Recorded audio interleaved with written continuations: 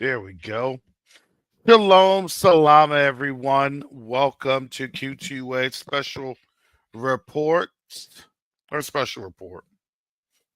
In this special report, we're going to talk about the dollarization countdown. So we were talking about the final countdown, all these countdowns. Well, the countdowns have started. But when the countdowns start,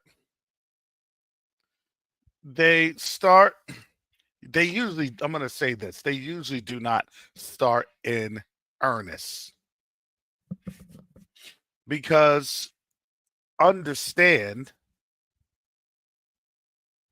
that there is a reality here that is happening,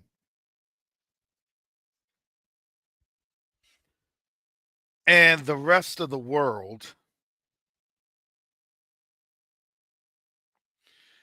is looking at this reality. And what the rest of the world is doing, they're trying to find out how do they hedge or protect themselves from this reality that is happening. Because here in the United States, we've been conditioned, and we've been conditioned don't to not pay attention to negatives. Don't pay attention. If it's a negative, then what? Then the government will tell you that it's a negative. And anything else, you need to listen to what? The experts.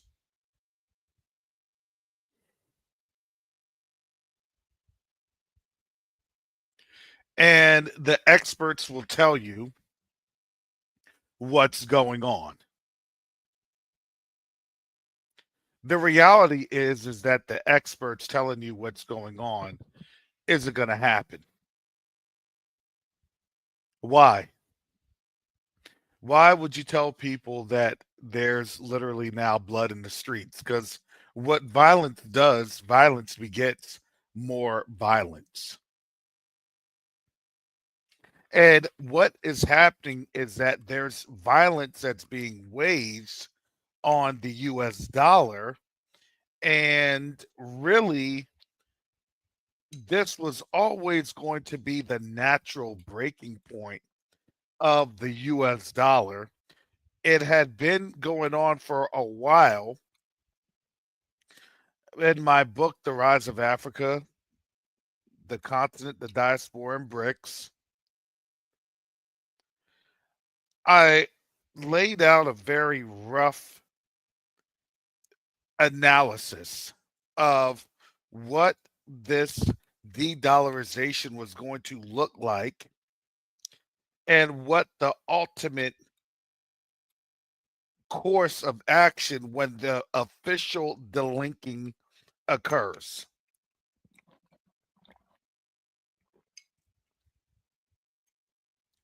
And that official delinking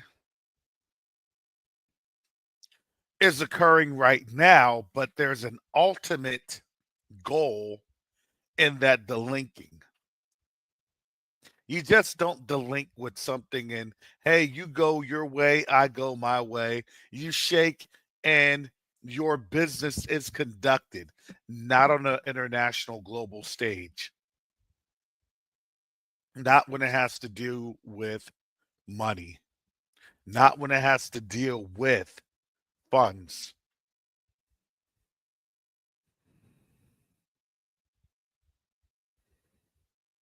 The natural conclusion of all this, we all know what it is. If someone wants to put it in the chat, the three-letter word,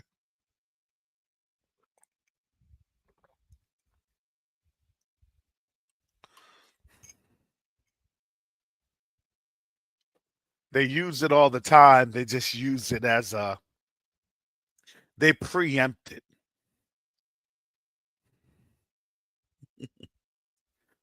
But that, yeah, it's World War III. Yes. But that's it is a three-letter, but it's war. And just as you had put charisma World War III, world and then war. But the reality is it's war. Nobody wants to talk about war. I don't. I have sons and I have daughters.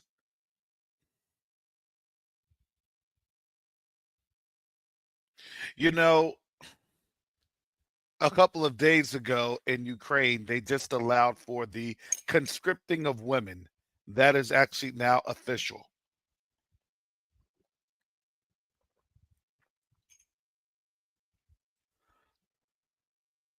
See, remember on the books a couple years ago, Biden had that in the draft, it would go towards men and women under a national security authorization, National Defense Authorization Act. But they snuck that little piece on in there because why? Because people were up in arms about it. Oh, we'll never go to war. That's not going to happen. You know, it's just in the event. Why?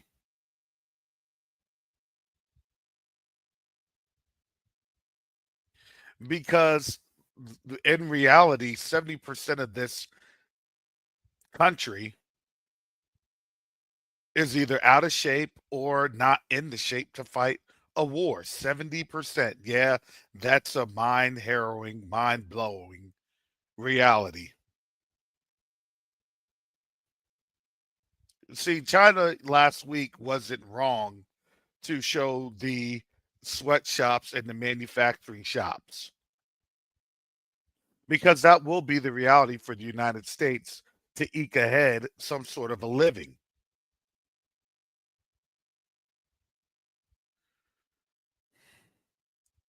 Because the reality is that the United States won't be able to have the chips, the conductors, semiconductors to do what? To get to the manufacturing level that China is at. The US does not have the capabilities of China.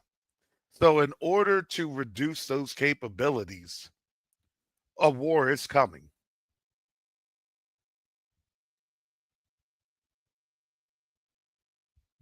Now, are we in that said war? Honestly, yes. This is the war because a trade war will always go to then resources. Resources means that there's land, and land means that there's going to be waterways, and waterways means that there's going to be conflicts with interdictions, which then means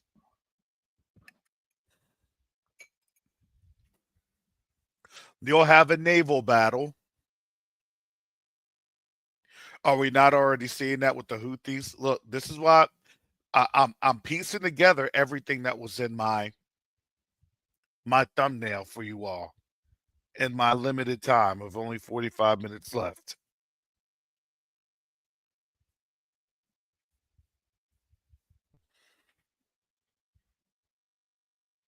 Because they don't want you to piece together what it is that they are planning. Because who wants to be here to wave their sons and daughters off to war?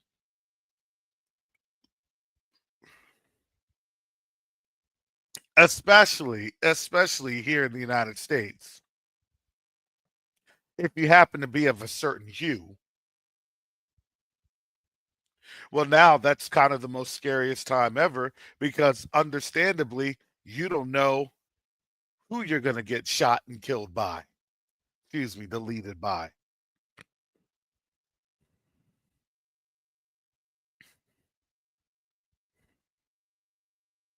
Will you get shot from the front or will you get shot in the back?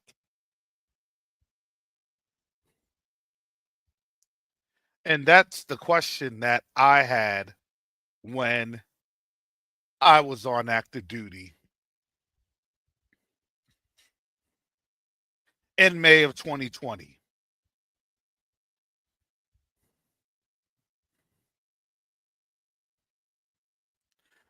and the amount of indifference that was being witnessed, and basically a near revolt of African American officers that the Pentagon had to have a stand down day for us. Yeah, these are the things that they don't say. Sensitivity training, because why? Because understandably, those lessons that have been learned, and they don't have to be told more than once to us.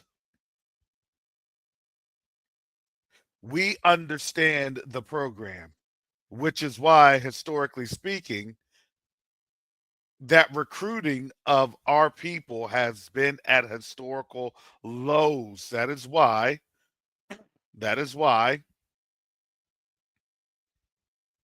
you now have these defense authorization acts to be able to draft us, because we wouldn't just voluntarily raise our hand no matter what the Black Swan event was that quote unquote rallies the nation. Well, understandably, that with our people not showing up, can you believe that our people did not show up? That's even from our most hard-headed folks. Surely there should have been some teenagers, some young men, young women. Surely there should have been some rubberneckers, some hag. Surely, but we stayed away. We stayed away. Do you understand how big of a deal that is? That is a loss of power. That is a loss of authority. That is the curses beginning to reverse,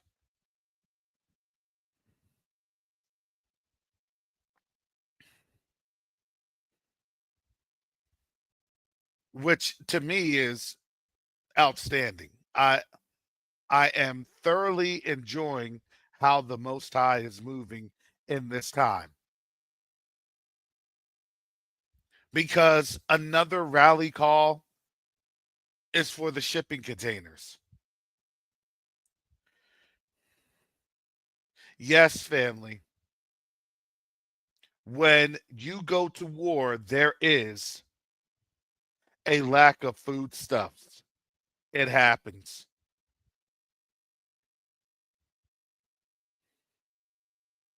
Having this conversation over 12 months ago,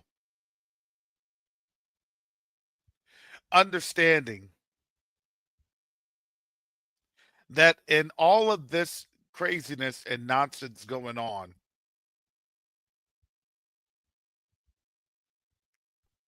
the ability to reach on out to our brothers and sisters on the continent is going to be much more vital than we could have even imagined.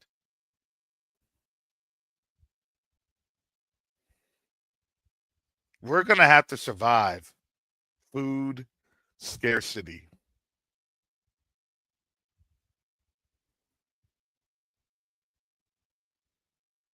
What do you think will happen when we go to war, especially when there is a lack of materials, a lack of resources?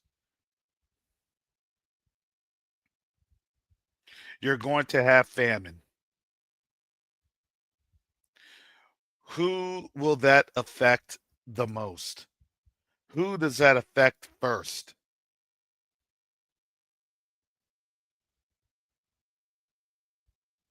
Shout out to Sister Darlene because she shared this with me. that the food banks were getting shut down. $500 million. Yes, Brother Richard. Yes.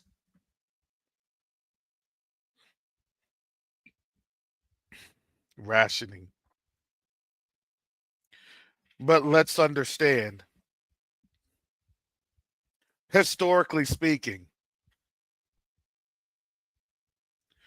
who gets rationed what? And I'm not here to be, doom and gloom. No, I'm not. I'm here because our people need to face this reality, which is about to slam head on in front of our faces.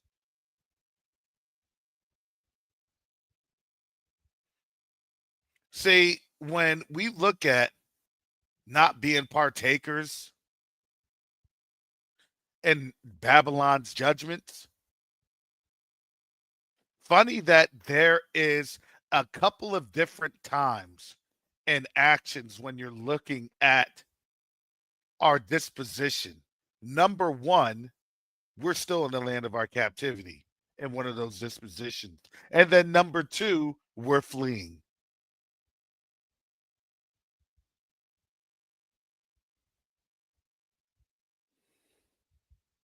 We're fleeing because we can only do what we can for so long. It's not a sustainable model.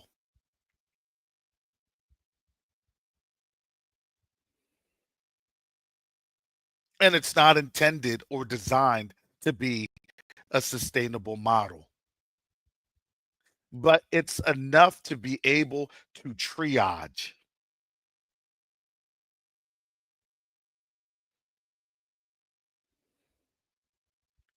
The biggest motivator of getting our people to move, the Most High already knows,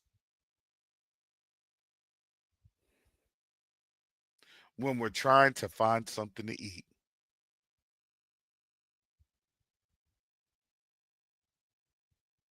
When our sons and daughters are starving.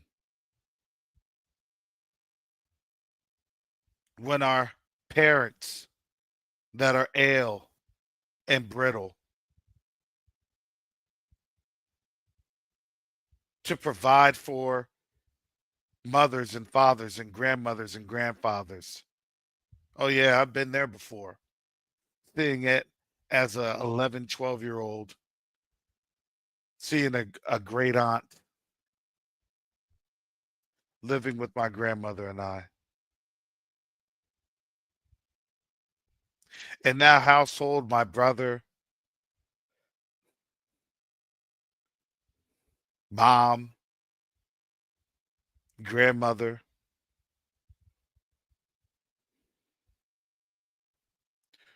we had to drive down from New Jersey to DC to pick up my great aunt. She had lived by herself. My grandmother didn't want her in a nursing home.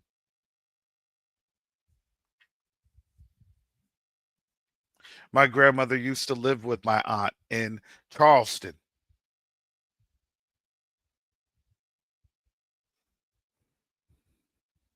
before she had moved up north with her other brothers and sisters from South Carolina.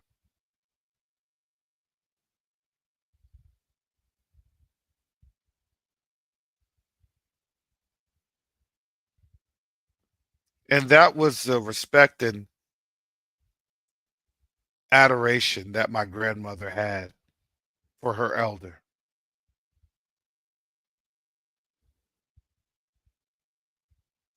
See, as a people, we know how to take care of our elders. We know what it means when we say being able bodied and doing the things while we can while we're able bodied. That was a lesson that my grandmother imparted on my brother and I.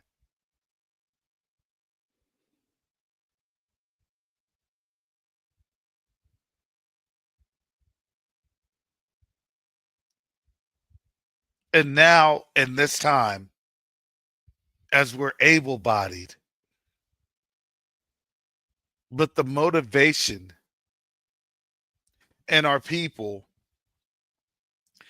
is lacking. Let's face the reality. It is.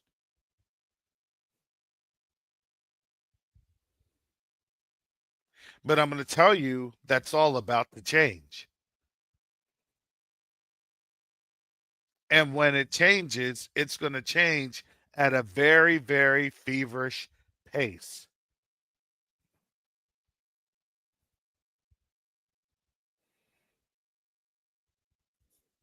And these folks that are in charge of us, they know that that's going to happen.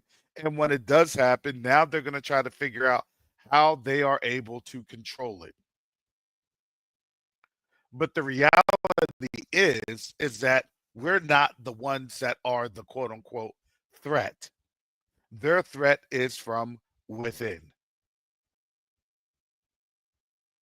Because in this whole time of de-dollarization, the dollarization doesn't just mean that it's a currency that's at stake.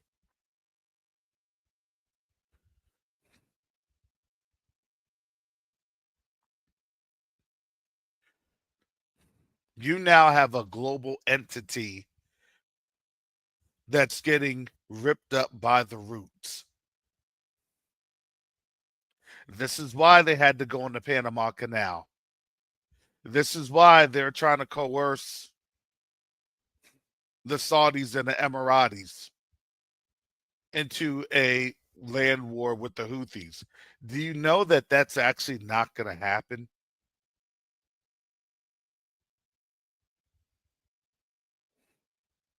And I'm going to tell you why it's not going to happen.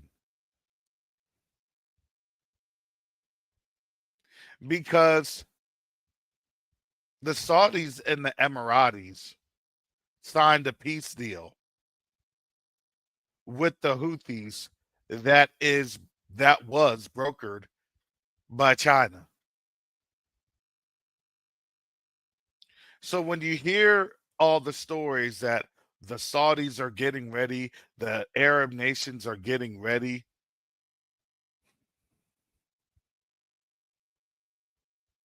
the only Arab nation that I believe that would do that for the United States would be the Jordanians. And I believe the Jordanians will allow, or excuse me, the Saudis will allow the Jordanians to travel through Saudi Arabia. Now, Qatar doesn't even have that many troops. Jordan has more troops than Qataris. The Qataris only have like their whole, out of a country of like 5 or 6 million people, only 400,000 are Qatari. So it ain't going to be the Qataris.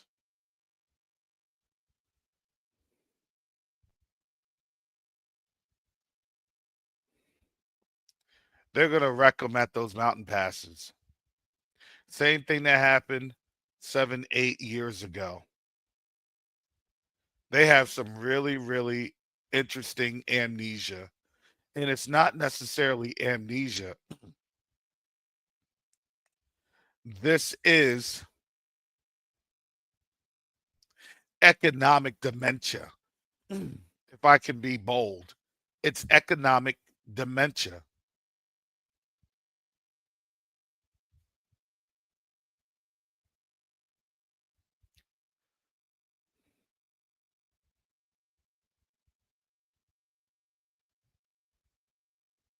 See, the reality is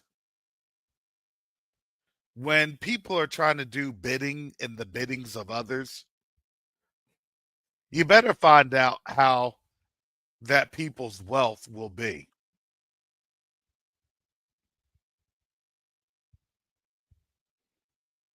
Because another interesting and fun fact that's getting ready to occur is that now you have these Asian nations, and Asian, I talk about Japan, China, and Korea, that's now dumping their dollars in the form of T-bills. They're going to dump their bonds. And it's literally they're bursting their bonds. Kind of prophetic when you think about it. They're bursting their bonds with Babylon. What does Babylon control? That cup of wrath. What is that cup of wrath made drunk by what? The dollars. Who was that? The blood of the saints. We were the ones making the wine sweet with our blood. Absolutely. Yeah, no, absolutely. Yes, yes. We love it. Yes, yes, please, please, please ensure that we are your victuals. Look, in order to be a victual, you had to want to you had to have the desire to stay a victual.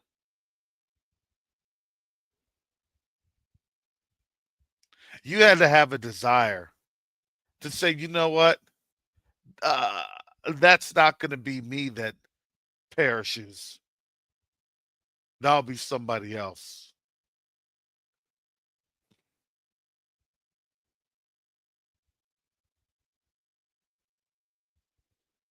And that's what our people did. We had to be very, very good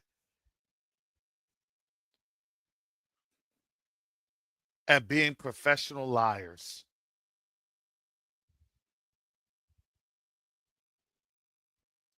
So we would be able to lie to ourselves.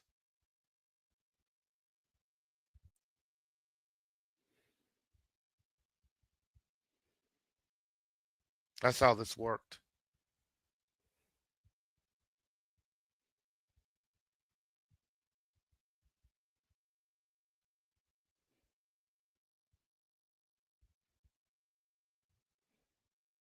That's how that worked.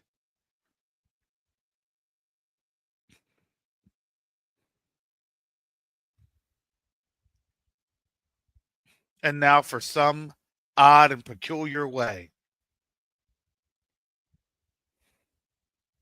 we've stopped lying to ourselves and we started looking in the mirror and we started to ask ourselves, why are we doing this to ourselves? And that started with the protest. Why are we going on out there to be killed? Whose benefit is it really?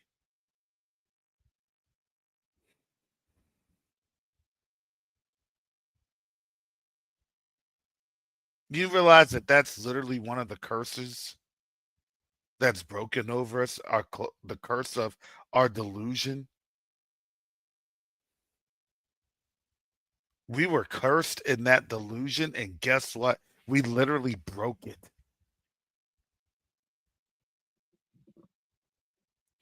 We broke that curse. And the curses that we broke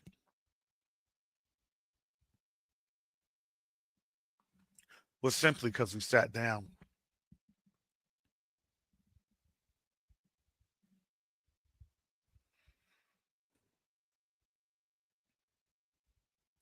Now imagine a people that sits down and asks the Most High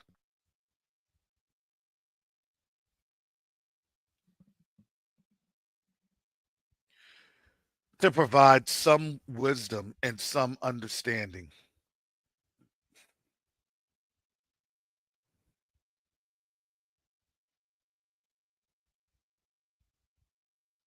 Imagine that. Oh, yeah. Yeah, Lynn. Exactly. I can't put that on up here of the ICJ ruling.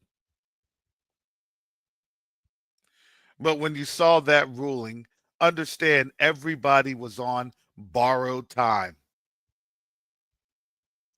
And I've said this, I believe that they've been on borrowed time for quite a while because the Most High, just as He gave us grace and mercy, He's doing the same for them.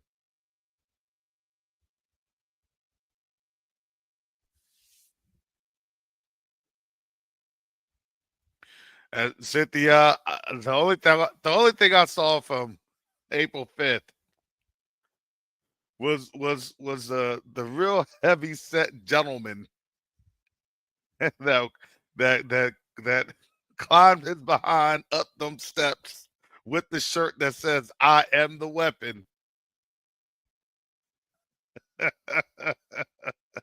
and smacked the mess out of this lady that was, I guess, a MAGA supporter.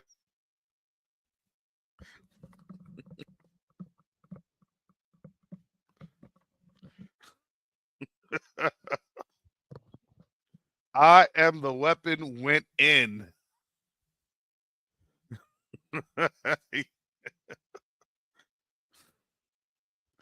Oh, I forgot what channel I was watching that on, but the commentary was obviously hilarious.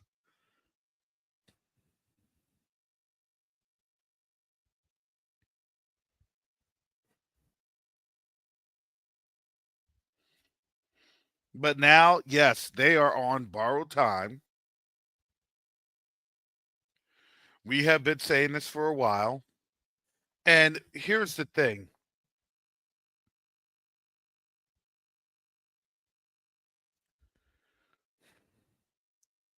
we say this and we say this, and we've been saying this.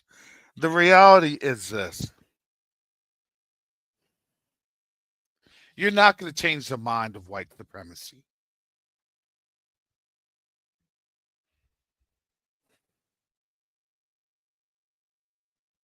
You don't. I've learned that lesson the hard way. I've learned that lesson in my personal interactions, in my personal dealings. I've learned that lesson. You're not going to change the mind of white supremacy.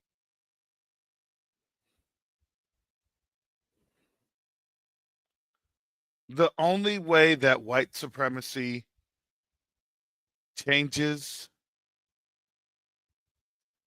go back to their philosophers that they have. Go back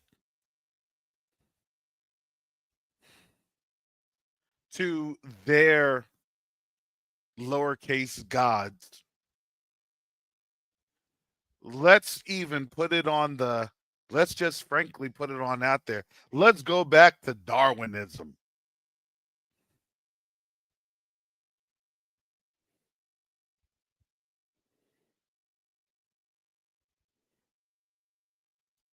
I'm going to tell you this, and it's really not to be funny, but it's to be quite frank.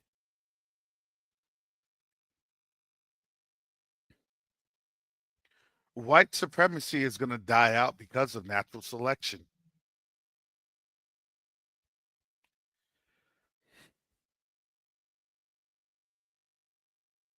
White supremacy is going to die out because of natural selection.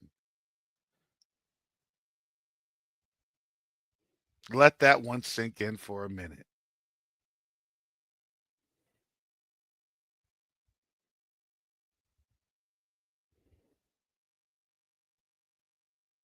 The same things that they're preaching is the same things that's actually wiping them out.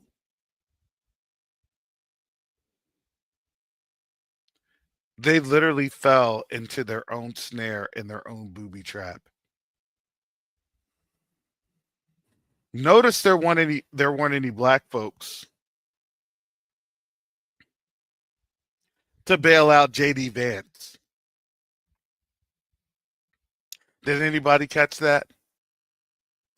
No black folks to bail out JD Vance. Anybody?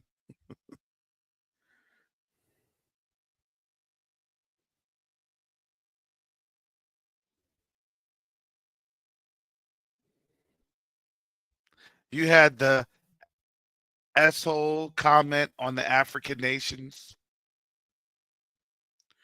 and then you have the peasant comments for the Chinese, and they just been letting America know, oh, you think that we're peasants over here? Let us show you how we live. Let us show us what this let's show you what this manufacturing economy did for us. Let's show you how we were able to come together homogeneously, how we don't have to destroy other nations and have them make treks across thousands of miles of rough terrain to be used as cheap labor.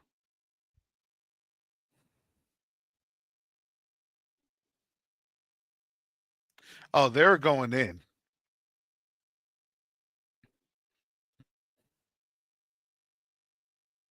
See, from de-dollarization is de-westernization.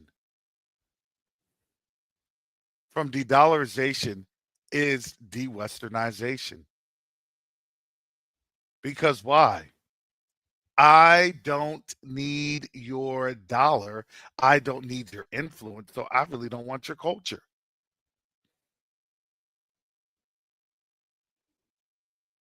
See, I wouldn't want to say that it's deglobalization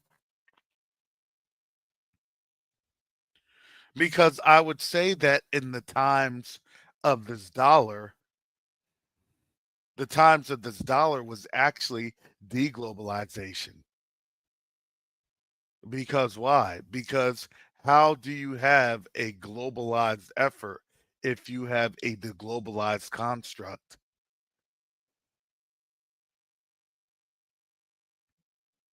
It's going to make places like the UN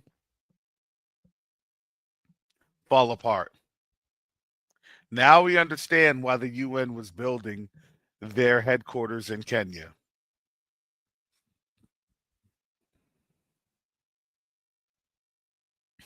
Surprise, surprise.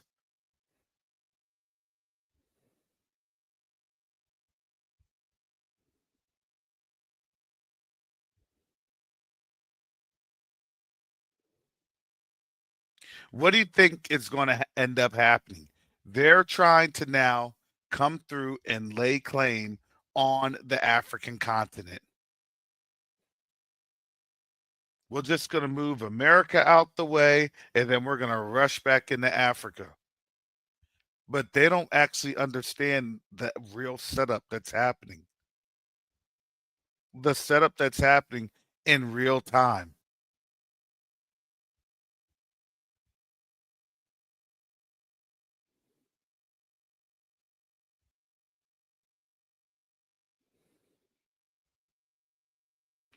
See, when people had asked, well, what about the shipping container? What does that do? I'm telling you, the question is, what will it not do?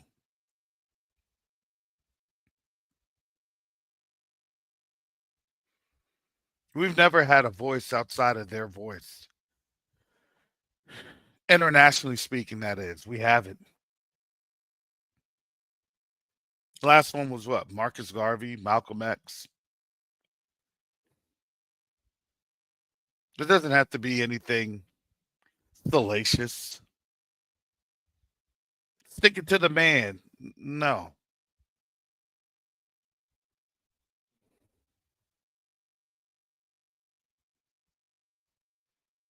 All we're trying to do is we're trying to have alternative economic models, alternative financial solutions. Same thing that they do. Everything that they do, guess what? We can model it. And then when they get mad about it, you throw it right back in their face and say, oh, here's the hypocrisy.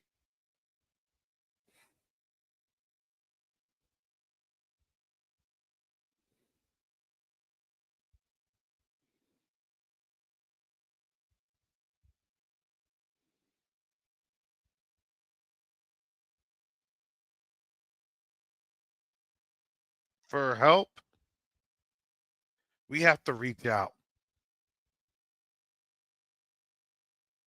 And I know we are a proud people. I know. But I'm going to tell you, when you see your kids starving because you're down to your last ramen noodle or macaroni and cheese, your last slice of bread,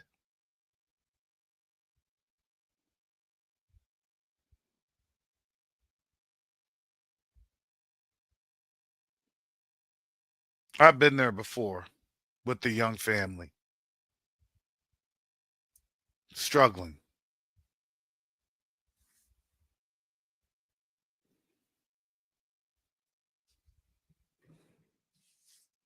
And you want to know how I survived? I had to swallow my pride and ask for help.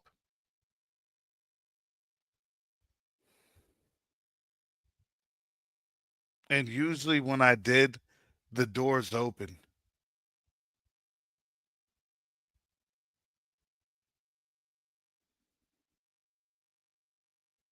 The Most High has already given us the answer.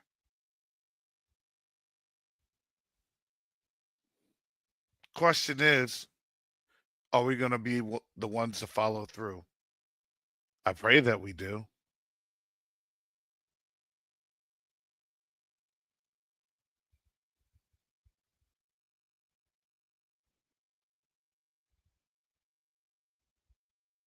Because as you are seeing in this article, I didn't even go over, Beijing is showing the Trump administrations that tariffs aren't the only weapon in the trade war. And then in this article, it says here, I put this earlier in the chat. Long before Donald Trump fired the opening shots of a new U.S. China trade war from the White House Rose Garden last week, Beijing had been working to perfect its stealth campaign blocking key U.S. agriculture and energy exports. The Chinese government over the past 4 months has halted or significantly curtailed direct imports of major U.S. commodities, including beef, poultry, and liquefied natural gas, through an array of bureaucratic blocks and tricky third party sales deals. Because why? Because people were already losing their farms.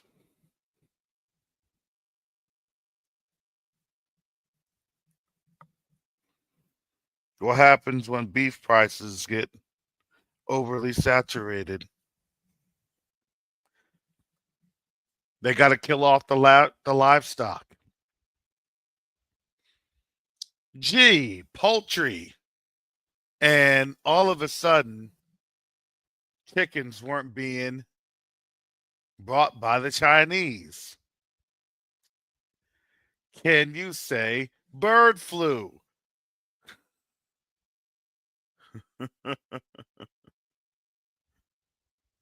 What did the government do? The government had to intervene. To do what? To lower supply. It's showing you right here. It's showing you right in this article.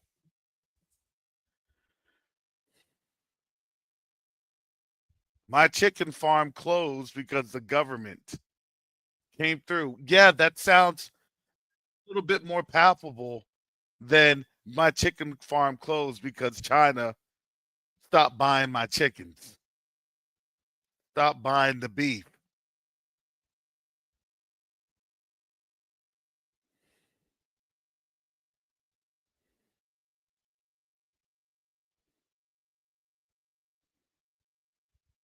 You got to reduce your vendors, which means you got to reduce your farms.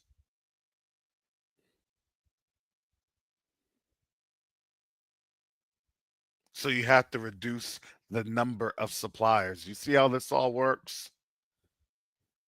Yeah, it's a pretty cruel game, but that's the reality of this game. Nobody said it was fair,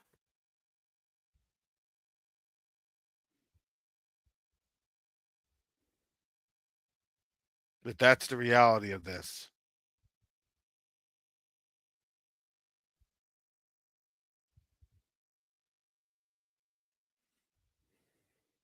So that's my inference. No, family, it's not going to get a whole lot worse before it gets better. It's not. It's going to continue to decline and decline and decline some more. But here at Q2UA, we have an opportunity to open up what had been closed off from us for over 400 years. And now, especially in this time, that is a benefit that's unimaginable.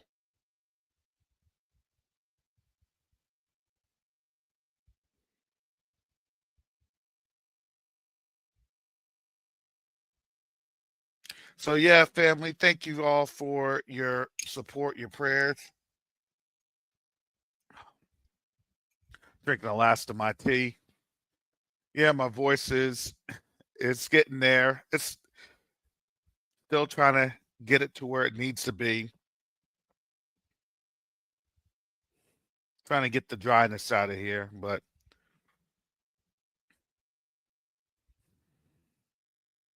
I thank the Most High that I'm able to be here. I'm able to keep on going, and I'm able to witness something that honestly our forefathers never would have thought that they'd see this day. So really, it's up to us to be able to put forth the effort and do what we need to do.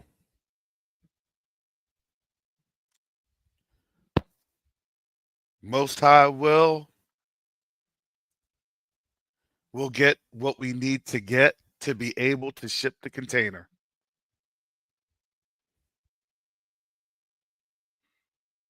Last count, I think we're around 35,000 left. Is it a lot? It is. Is it insurmountable? No. There's nothing too big for our Elohim.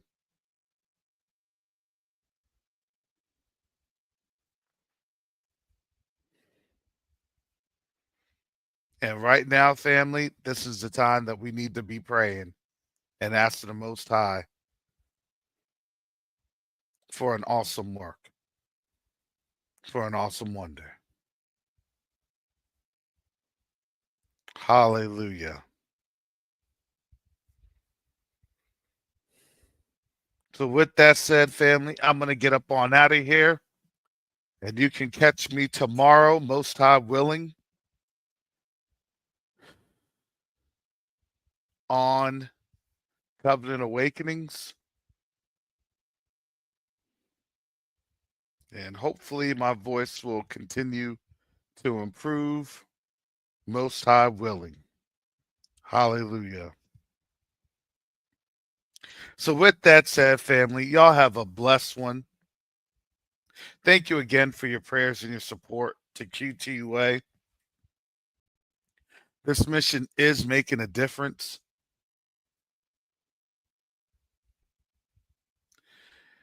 And when we are able to get things going here at the end of the week, oh my goodness.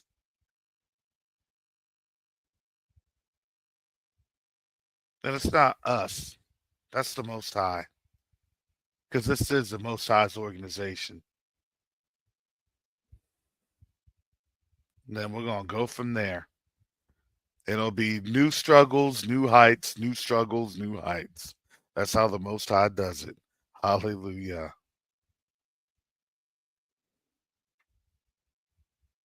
So, with that said, family, y'all have a blessed one and continue to pray for our leaders here in the community to pray for their health, their strength, especially in these times. Hallelujah. So, with that said, family, shalom, salama. Y'all have a blessed one, and I'll see you next time tomorrow on Covenant Awakenings. That's it for Q2UA Special Report. Be blessed.